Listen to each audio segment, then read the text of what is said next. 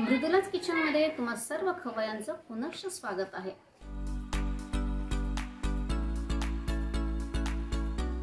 All season hit snack series मध्ये आज आपण करतो आहोत सर्वांनाच अतिशय आवडणारी रेसिपी फोडणीचे पोहे।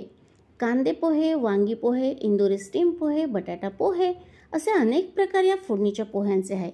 सध्या मटरचा सीझन चालू आहे, तर आज आपण करूयात आलू मटर पोहा। आपण याआधी इंदोरी स्टीम पोहा रेसिपी व्हिडिओ केलेला आहे। तुम्ही ती रेसिपी ट्राय केली होती का? नक्की कमेंट करून सांगा। तर चला आता आपण आपल्या आजच्या आलू मटर पोहा रेसिपीकडे वळूयात। आपण 2 कप जाड पोहे घेतलेले आहेत। तर यामध्ये आता भरपूर पाणी घालूयात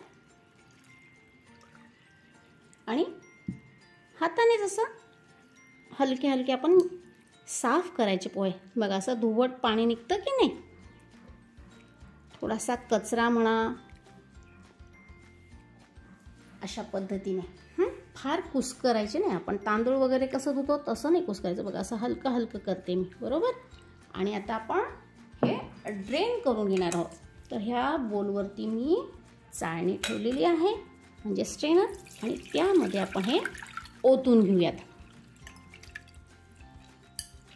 म्हणजे काय होईल, पोह्यांमधलं पाणी खालच्या बोलमध्ये ड्रेन होऊन जाईल।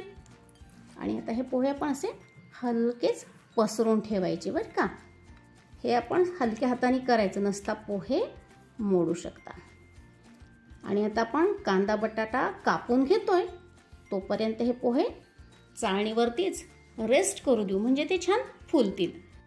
आपण कुठल्याही प्रकारचे फोडणीचे पोहे करणार असू, सर्वात महत्त्वाचा घटक आहे तो कांदा। कांद्याने पोह्यांची चव अगदी भन्नाट लागते।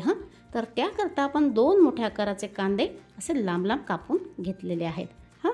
आणि त्याचबरोबर आपण काय करतो, तर आलू मटर पोहा। आलू उकडलेला घालतात काही जण, आलू म्हणजे बटाटा।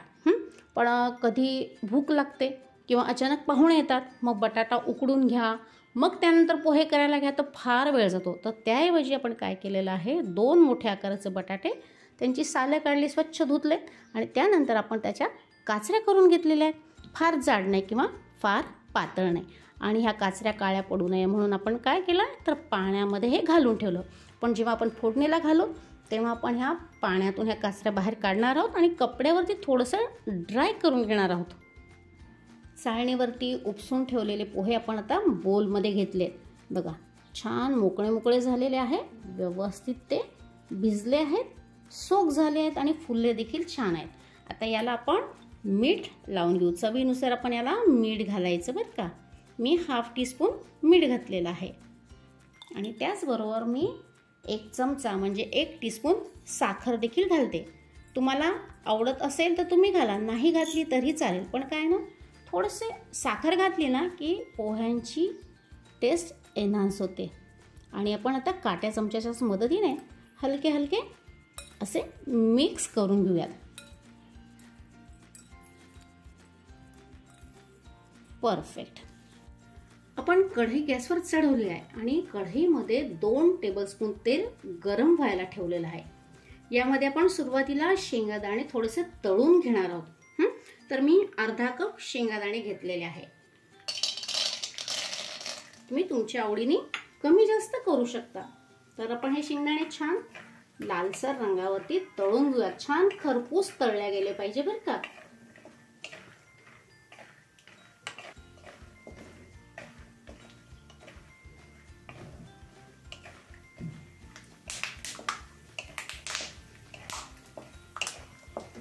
हे बघा आपण छान लालसर रंगावर खरपूस असे हे शेंगादाणे तळून घेतले आणि काढून घेतले। आता उरलेलं तेल आहे त्यामध्ये आपण फोडणी करूयात। यामध्ये ½ टीस्पून प्रत्येकी जिरे आणि मोहरी यांची फोडणी करतोय। तुम्हाला आवडत असेल तर तुम्ही हिंग देखील घालू शकता, पण मला पोह्यांमध्ये हिंग अजिबात आवडत नाही म्हणून मी अवॉइड केलंय। ही फोडणी छान तडतडली पाहिजे।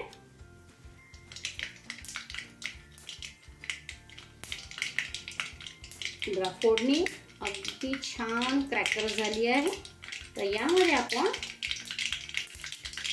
कडीलिंब म्हणजे कढीपत्त्याची पानं घालूया. पोह्यांमध्ये कढीपत्ता भरपूर घातला जातो, छान लागतो. आणि त्यानंतर आपण लांब लांब कापून जो कांदा घेतला ना तो घालतो. पोह्यांबरोबर आपण 3-4 हिरव्या मिरच्या जरा लांबट अशा कापून घेतल्या त्या घालूयात.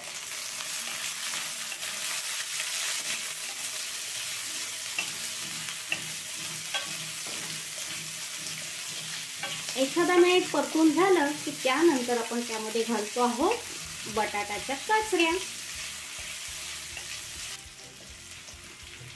बघा छान कोरड्या करून घेतल्या होत्या मी.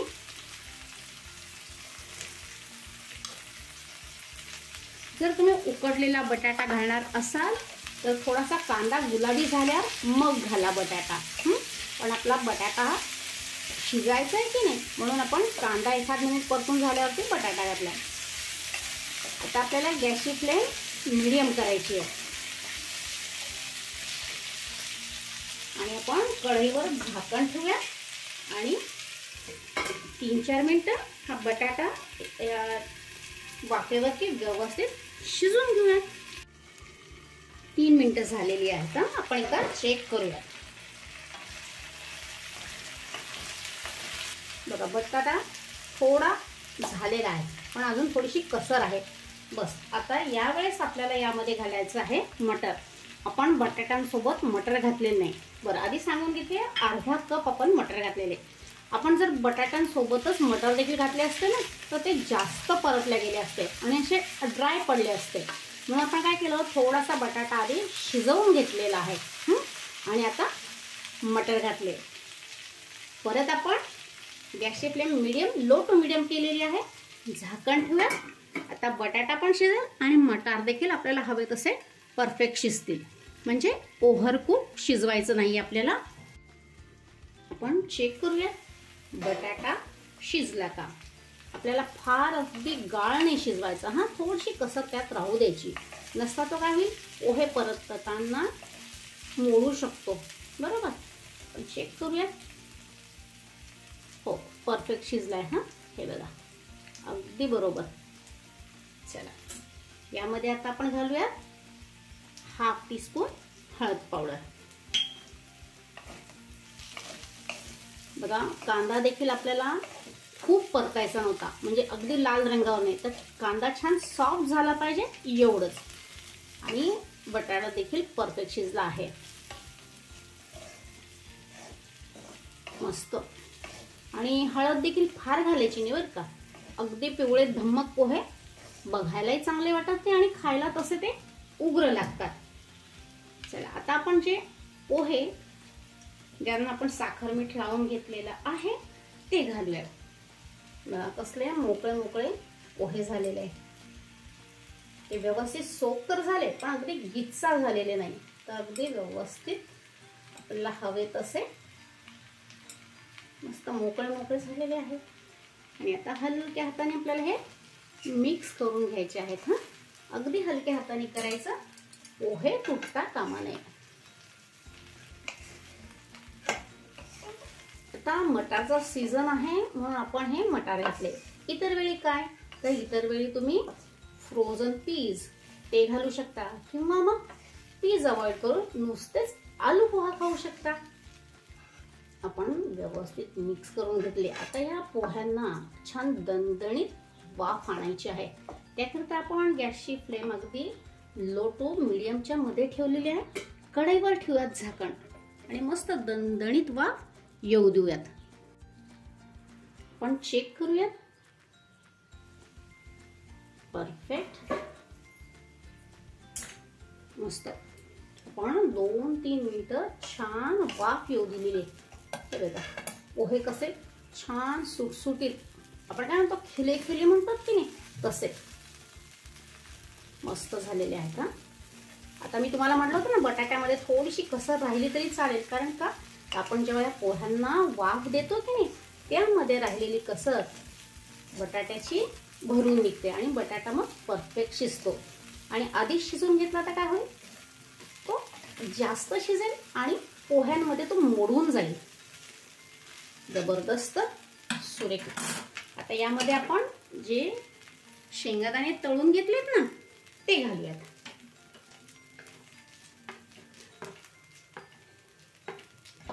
आणि त्याचबरोबर घालूया अर्ध लिंबू, त्याचा ज्यूस घालूयात आणि थोडीशी कोथिंबीर. आता तुम्हाला वाटलं असेल इतकं बेसिक रेसिपी पोहे, यात दाखवण्यासारखं काय? अहो परफेक्ट पोहे जमणं ही सुद्धा कला आहे, हो की नाही? कमी अधिक फरकाने सर्वांच्याच घरात पोहे होतात, पण असे मस्त मोकळे मोकळे पण बरोबर शिजलेले, परफेक्ट शिजलेले पोहे जमणं ही देखील खरंच कला आहे, हो की नाही? आणि ती सर्वांना आलीच पाहिजे, कारण अतिशय बेसिक रेसिपी आहे. भूक लागली तर केव्हाही आपण हे पोहे करू शकतो. चला, लिंबू रस घालून आपण एकदा मिक्स करून घेतलेला आहे हलक्या हाताने. चला, गरमागरम पोहे आपण सर्व करून घेऊयात. गॅस बंद करूयात.